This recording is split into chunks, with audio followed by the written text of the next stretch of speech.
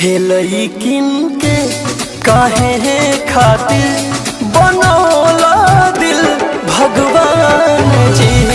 हेलई किन के काहे खातिर बनौला दिल भगवान जी। हंसावेला रोवावेला, हंसावेला रोवावेला, जेकर कातिल मुस्कान जे। हेलई किन के काहे खातिर बनौला दिल भगवान जी। हेलई किन के काहे खातिर बनौला दिल भगवान जी।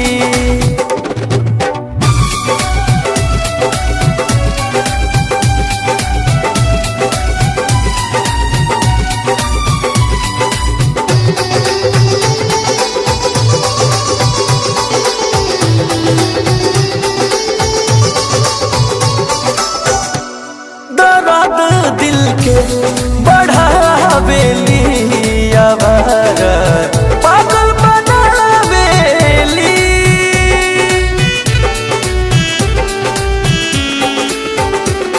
दर्द दिल के बढ़ावेली आवारा, पागल बनावेली। जरा के प्यार के बगिया मोहब्बत फिर जतावेली। लगा के अगन जाने मन, लगा के अगन जाने मन, सब तूरेली अरमान जी। हेलई किन के काहे खातिर बनौला दिल भगवान जी। हेलई किन के काहे खातिर बनौला दिल भगवान जी।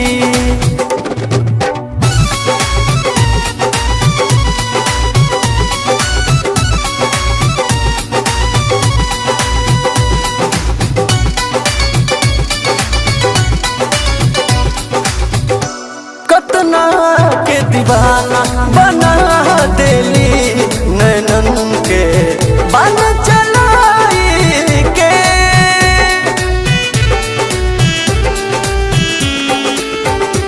कितना के दीवाना बना देली, नैनन के बन चलाई के।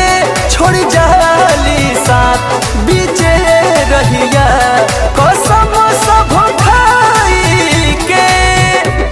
दगा दिली चुप के से बन के, दगा दिली चुप के से बन के। जिगर जाने वो जान जी। हेलई किन के काहे खातिर बनौला दिल भगवान जी। हेलई किन के काहे खातिर बनौला दिल भगवान जी।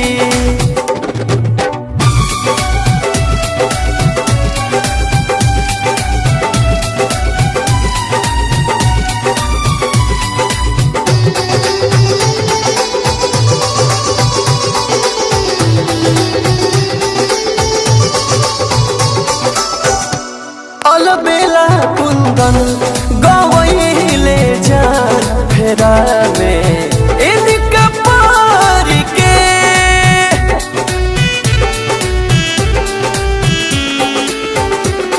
अनु अंतु गवैले जान फेरा में इनका पार के।